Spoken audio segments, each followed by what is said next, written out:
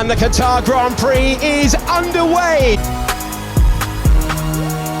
Hey, I'm Sunity, and welcome back to another episode of Pit Stop Sweets and Treats, where we make one dessert inspired by every stop on the F1 calendar. Today we're in Qatar, and we are making a traditional dessert known as kanafa. It's a sponge cake, kind of like a donut, spiced with some traditional spices. So let's learn the history of the dessert while we make our dough. I have 1 cup of all-purpose flour I'm going to sift. So this dessert is popular on the Gulf countries, which are Bahrain, Kuwait, the Emirates, and Qatar, and it's traditionally a fried pancake, but nowadays people actually bake them. It's a tea cake flavored with saffron and cardamom. I have in this little bowl 1/4 teaspoon of salt and 1 teaspoon of baking soda. The exact origins are not exactly documented to which country originated the recipe, but many families have passed down their recipe through generations, and adaptations have been made over time. Often families make the dessert for special occasions. I'm just gonna whisk this together and set it aside for later. So let's learn some track history and facts while we moved on to the next step. I have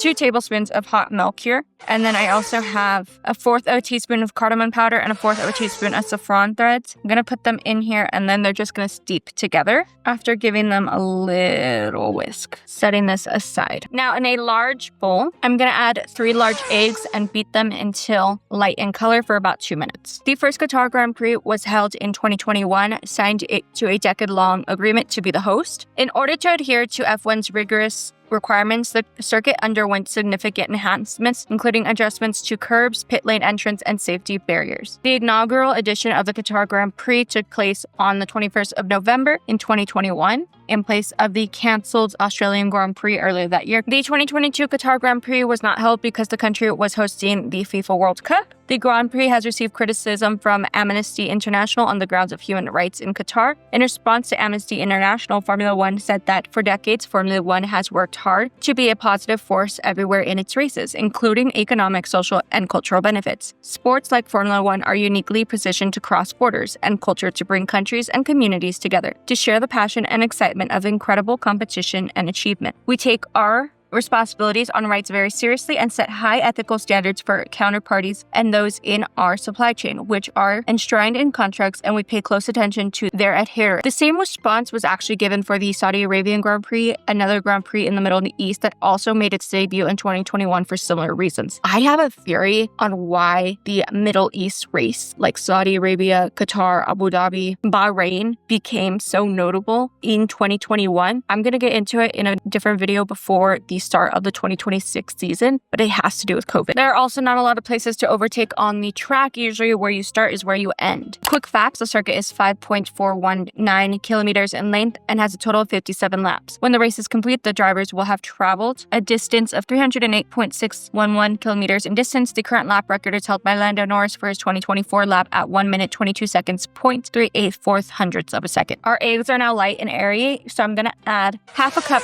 plus 1 tablespoon of sugar to here, and we're going to mix it on high for 4 minutes till it is light and airy and until the sugar has dissolved. So let's talk about this week's news. The McLarens were disqualified in Vegas. Horrible news. I woke up at like 6 a.m., checked my phone, and that was the first thing I read. We'll talk about what that has to mean for the championship in a minute. Andrea Newey was announced as Aston Martin's new team principal from 2026 onward. I don't think that's any surprise, and I think that is a great choice. Now, this isn't necessarily news, but I have to talk about it because I don't like Mr. Beast and everything he stands for in certain aspects of gamifying YouTube, especially as it's like my main platform. But George Russell and Mr. Beast had a bunch of content they did together in Vegas, and like they're obviously playing into Jimmy's ego because there's no way in F1 you could beat an F1 driver in a reactive test. And then in Qatar was like the thing that they agreed on is he would race with a Beast sticker on his helmet. It's obvious this is some sort of like money collaboration because Mr. Beast also signed a huge deal with Saudi Arabia. Well, he's taking a lot of money from them. Yuki probably is being dropped from Red Bull, hopefully just back down to B Carb in exchange for Isaac Hajar, but we will find out after Qatar. There are rumors that he's not going to be racing at all next year. So let's talk about feminism and the hosting country. So it's time to get a little dark, but as a woman in motorsports, you're probably used to that. So I'm reading this book called Faster. It's over there. And it deals with sports tourism being used to bring in such traffic on big sporting events, but it's actually hiding horrible human rights violations happening in certain countries. My degree is also in women, gender, and sexuality studies, so I thought it'd be interesting to bring in my educational background into this series to see how this phenomenon is happening right before our eyes. So what I've realized is I've actually been going pretty soft on some countries. There's a couple in mind, but I wanted to keep this series sort of light. However, as the year has gone on, and I've kept my eyes on news, I will start going full force on countries that deserve it now. So we're not going to be just talking about feminism in Qatar, but we're also going to be talking about human rights violations made by the country of Qatar. This is now beaten. It's nice, light, and fluffy. I'm going to add our cardamom milk mixture, and we're just going to mix this back together till it is well incorporated. Qatarian women live under discrimination, forced to be dependent on men, having to ask permission to get married, go to college, make decisions about their own children, as male guardianship leave women without basic freedoms, according to the Human Rights Watch, an association. We saw the same thing kind of happen in Saudi Arabia earlier this year. So these guardians are brothers, uncles, husbands, fathers, and they hold control over women's exercise basic rights.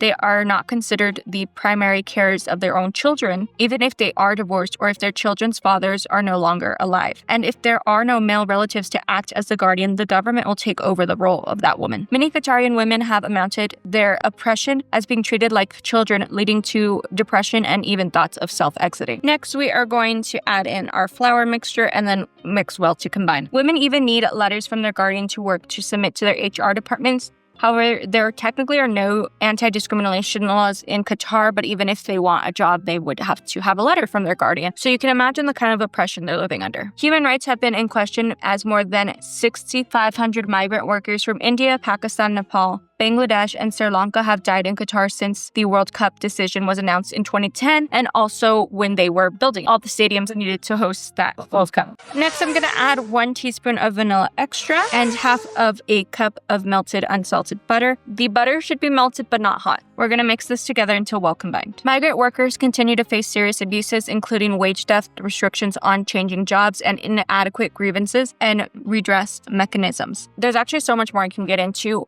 but women, minorities, migrant workers, LGBTQ plus people have all had something harm against them. However, no, unless you're a straight man, it's not going to be great to live in Qatar, basically. So our batter is done. We are going to cover it and then put it in the fridge for an hour so it can develop its flavors. So this is going to chill in the fridge for about an hour. You can rest it for anywhere between an hour to 12 hours. The longer the better. I just don't have time to do that. So we're going to do an hour. So it's been an hour. We're going to scoop into our greased. I'm just using a cupcake sheet. The recipe I'm following uses mandolins, which are like the little French biscuit cookies, but this works perfectly fine. And it just got cold and thickened up. So next week, we're actually going to get into the kafala system, which is something the Gulf countries use a lot with migrant workers. And it basically has to do with how migrant workers' visas are taken from them. And they're basically held hostage in the country they're working in until they can pay off this debt because their visas are tied to their employers. And we are going to discuss it because it has to do a lot with the UAE. But anyways, Qatar is ranked 130 out of 146 on the 2024 Global Gender Gap Index,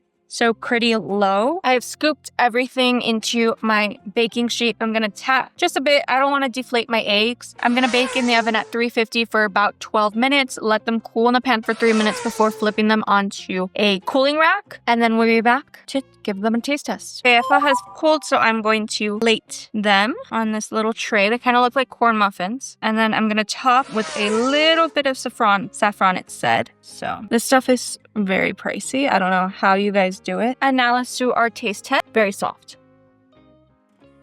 Oh, I like it.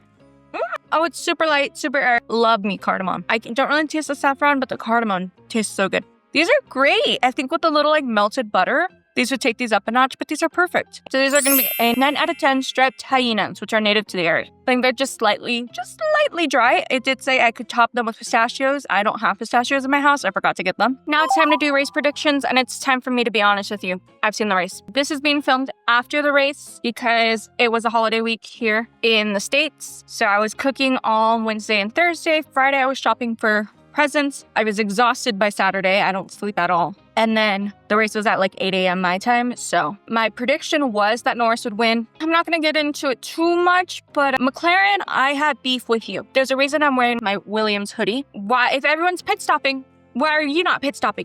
all 17 other cars, one was out. Why aren't you? You're not special. In the one track that like overtakes do not happen. Yeah.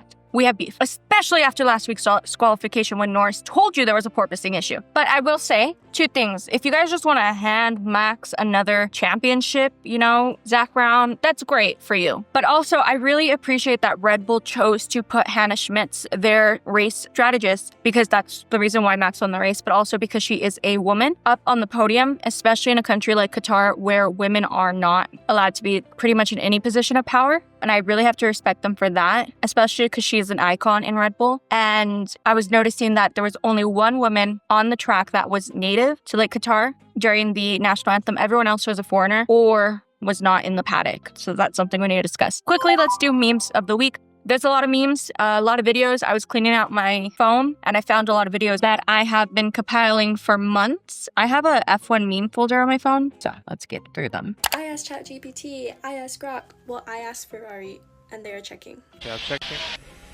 We are checking that. Okay, we are checking. This one's great. I think about this one all the time. Yeah, just keep aura farming. هذا اللي انتوا فالحين فيه. No speed, no strategy, no results. But oh my god, look how cute the photo shoot is. Change the team name to Scuderia Pinterest Formula 1 team. And it would still be red. Because you know what? Ferrari thinks we can win off of aesthetics. And you might be right.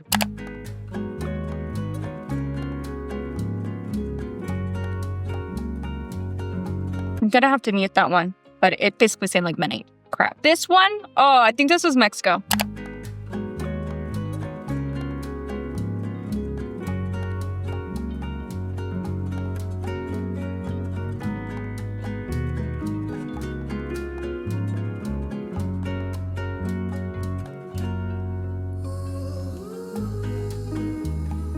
I had to explain that to my mom what was happening because it came on her Instagram feed. This one's good.